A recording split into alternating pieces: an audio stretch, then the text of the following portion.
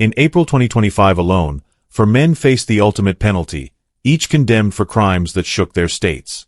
From strangulation and arson to the murder of a deputy and a hotel worker, these cases end at the execution chamber. Their final meals, last words, and the silence that followed. This is Sin, Crime and Silence Records. Michael Tanzi. State of Execution, Florida. On March 17, 2000, Michael Tanzi committed a brutal and premeditated crime in Miami, Florida. He kidnapped 27-year-old Cynthia Campbell, a hotel employee, from her workplace. Tanzi had visited the hotel earlier in the day under the pretense of renting a room, but returned later that afternoon with the intent to rob and kill. He forced Cynthia into her own car at gunpoint, binding her with duct tape, and drove her across multiple counties. During the several-hour ordeal, he repeatedly raped her before ultimately strangling her to death and abandoning her body in a remote area of Monroe County.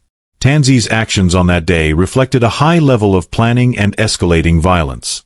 He targeted a lone female victim, used deception to initiate contact, and transported her far from the abduction site to reduce the chance of immediate discovery. The crime shocked the community due to its cold-blooded execution and the suffering endured by the victim. The body was discovered the following day after police tracked the movements of the victim's car and recovered surveillance footage from the hotel. Cynthia's cause of death was determined to be asphyxiation by ligature strangulation, and forensic evidence tied Tanzi to the scene. Michael Tanzi was arrested just 2 days later, on March 19, 2000. He quickly confessed to the crime, providing investigators with a detailed account of the abduction, assault, and murder. He admitted he had been on a crime spree involving robbery and drug use in the days leading up to the murder. His motive, as described during the investigation, was robbery to support his drug habit, but prosecutors emphasized the sadistic and deliberate nature of his actions. Despite presenting a defense focused on mental health and substance abuse, Tanzi expressed little remorse during the initial phases of trial. He was quoted as saying, "I didn't mean for it to go that far, but I knew what I was doing." Tanzi was convicted in 2003 of first-degree murder, armed kidnapping, armed robbery, and sexual battery. The jury unanimously recommended the death penalty. The presiding judge sentenced him to death by lethal injection, citing the heinous, atrocious, and cruel nature of the crime. Michael Tanzi spent over 2 decades on death row at Florida State Prison. During that time, he filed numerous appeals, primarily on grounds of ineffective counsel and claims regarding his mental state at the time of the crime. All appeals were ultimately denied. On April 8, 2025, Michael Tanzi was executed by lethal injection at Florida State Prison in Rayford. He was 48 years old. Witnesses described him as composed and quiet in his final hours. For his last meal, Tanzi requested a cheeseburger, fries, and a chocolate milkshake. He declined a spiritual advisor and did not issue a lengthy final statement. His last words were, "I'm sorry for what I did. I hope she rests in peace." Michael Dean Mahdi. State of Execution, South Carolina. On March 4, 2004, Michael Dean Mahdi brutally murdered 31-year-old James Crump, an off-duty Charleston County Sheriff's deputy, in Berkeley County, South Carolina. Mahdi had escaped from a mental health facility earlier that day. After stealing a vehicle, he made his way to the home of a woman he had previously dated. When Deputy Crump arrived to check on the woman's safety at her request, Mahdi ambushed him, shooting him multiple times with a stolen firearm. Mahdi then fled the scene, initiating a multi-county manhunt that lasted several hours. Mahdi's criminal behavior in the lead-up to the murder included several escalating offenses. After his escape, he had already committed theft, threats, and firearms violations before confronting Deputy Crump. His actions revealed both volatility and intentional targeting of a law enforcement officer. The murder was not an impulsive act. Mahdi waited outside the residence for Crump's arrival, suggesting forethought. Crump was unarmed and off-duty at the time, checking on the welfare of someone in his community, a fact that amplified the senselessness and brutality of the crime. The killing shocked law enforcement circles across South Carolina and led to an intensive investigation. Mahdi was captured later that same evening after attempting to break into another home. He was found in possession of Crump's badge and firearm, which he had taken after the murder. Upon arrest, Mahdi confessed to killing the deputy. He claimed that he believed law enforcement had been conspiring against him and that Crump's death was part of a larger retaliation. Despite defense arguments highlighting Mahdi's history of mental illness and psychiatric treatment, including schizophrenia diagnoses, prosecutors argued that he was fully aware of his actions and their consequences. Mahdi himself stated during pre-trial hearings, "I knew he was a cop, and I was tired of them messing with me." In 2005, Mikhail Mahdi was convicted of murder, possession of a weapon during a violent crime, and escape from a facility. He was sentenced to death after the jury deliberated less than 3 hours. The judge cited his clear intent, calculated actions, and lack of remorse as justifications for the sentence.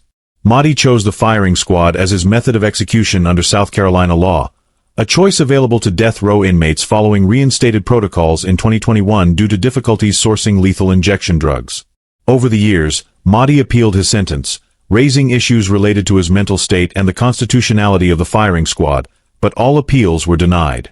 On April 11, 2025, Mikhail Dean Mahdi was executed by firing squad at the Broad River Correctional Institution in Columbia, South Carolina.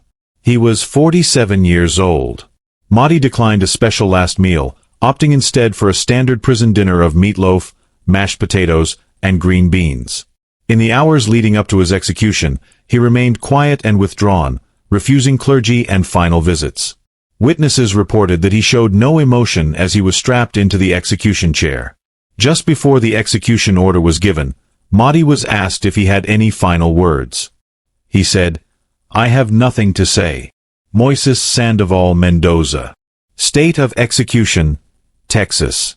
On March 17, 2004, Moises Sandoval Mendoza committed a brutal and premeditated murder in Midland, Texas. The 20-year-old victim, 21-year-old Christy Aragon, was lured to Mendoza's apartment under the pretense of smoking marijuana.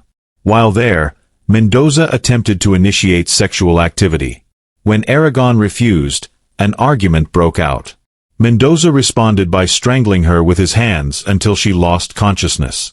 He then placed a plastic bag over her head and continued the attack until she died. In an attempt to conceal the crime, he set her body on fire in the bedroom using an accelerant, causing significant damage to the apartment. Mendoza's crime followed a disturbing pattern of escalation. He was already known to have a history of violent behavior and drug use.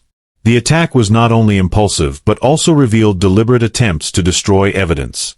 After the murder, Mendoza fled the scene and went into hiding, prompting a police investigation and public appeals for information. Firefighters responding to the apartment blaze discovered Aragon's charred body, and autopsy results revealed she had been strangled prior to the fire. The combination of physical trauma and arson made the crime particularly heinous in the eyes of investigators and prosecutors. Mendoza was arrested shortly after the incident, having been identified through witness reports and surveillance footage. During questioning, he initially denied involvement but later confessed to killing Christy Aragon. He admitted that he lost control during an argument and panicked afterward, leading to the decision to burn her body. Mendoza had no prior felony convictions but had been in and out of juvenile detention for theft and assault. Prosecutors rejected any notion that the murder was accidental, pointing to the victim's injuries and the calculated steps taken to conceal the body. During the trial, Mendoza showed little remorse. When asked why he did it, he reportedly said, "I didn't want to get caught." In 2006, Moises Mendoza was convicted of capital murder and sentenced to death by lethal injection. The jury deliberated for only 5 hours before returning a unanimous verdict. The prosecution emphasized the cruelty of the killing and Mendoza's deliberate destruction of evidence through arson. Over the years, Mendoza filed multiple appeals, arguing that his defense counsel had failed to adequately present mitigating evidence, particularly regarding his troubled childhood and substance abuse. However, both state and federal courts upheld the conviction and sentence. Mendoza's execution was scheduled and rescheduled several times, but ultimately confirmed for April 23, 2025. On April 23, 2025, Moises Sandoval Mendoza was executed by lethal injection at the Texas State Penitentiary in Huntsville. He was 42 years old. Mendoza spent nearly 19 years on death row, during which he maintained limited contact with family and avoided media interviews. In his final hours, he appeared somber and quiet. For his last meal, he requested fried chicken, mashed potatoes, cornbread, and a root beer.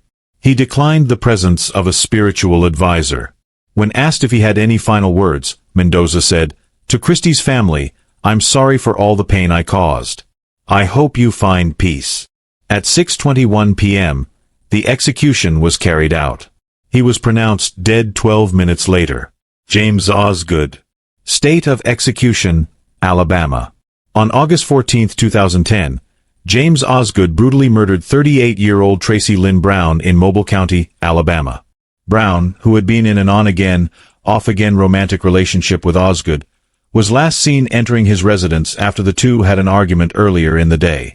According to court records, Osgood believed Brown was involved with another man and confronted her in a jealous rage. Inside the home, the argument escalated violently. Osgood struck her multiple times with a blunt object before ultimately stabbing her in the neck. After killing her, he wrapped her body in plastic, placed it in the trunk of her own vehicle, and abandoned the car in a remote location. Osgood's crime followed a disturbing pattern of domestic violence, jealousy, and premeditated concealment. Friends and family later revealed that his relationship with Tracy Brown had been volatile, with past incidents of physical and verbal abuse. Following the murder, Osgood attempted to cover his tracks, cleaning the crime scene, disposing of evidence, and abandoning Brown's car with her body inside, hoping the heat and time would degrade forensic evidence. The vehicle was discovered 2 days later after Brown's family reported her missing, and police traced her last known whereabouts to Osgood's home. Osgood was quickly identified as a person of interest. Investigators obtained a search warrant for his home, where they found traces of blood despite his attempts to clean the area. Surveillance footage and mobile phone records confirmed that Osgood and Brown had been together the day she vanished. Confronted with mounting evidence, Osgood confessed to the killing but claimed it had been unintentional, saying, "I didn't mean to go that far. I just lost it." Prosecutors rejected this explanation, pointing to the multiple injuries, attempts to conceal the body, and post-murder behavior as evidence of deliberate intent. During trial, testimony from previous partners painted a portrait of Osgood as possessive, aggressive, and prone to violence under emotional stress. In 2012, James Osgood was convicted of capital murder and sentenced to death. The jury cited the brutal nature of the attack, the effort to hide the crime, and his past abusive behavior as aggravating factors. His legal team appealed the sentence over the following decade, focusing on alleged procedural errors and claims of mental illness and trauma stemming from childhood abuse. However, both the Alabama Court of Criminal Appeals and the federal courts upheld the conviction and death sentence. With all legal avenues exhausted, the state set his execution for April 24, 2025. James Osgood is scheduled to be executed by lethal injection at Holman Correctional Facility in Atmore, Alabama. He is 55 years old. In the days leading up to his execution, Osgood declined all interviews and limited contact with the outside world. He did not request a special last meal, choosing instead to eat the regular prison fare: meatloaf, peas, cornbread, and iced tea. Prison staff described his demeanor as quiet, withdrawn, and reflective. He declined the presence of clergy in the execution chamber. If he makes a final statement, it will be recorded just before the execution, which is scheduled for 6 p.m. Family members of Tracy Lynn Brown are expected to witness the execution. These were the final words, final meals, and final moments of the 4 men executed or scheduled for execution in the United States in April 2025. Drop your thoughts below. If you believe stories like these deserve to be remembered, subscribe to this channel. This is Sin, Crime and Silence Records.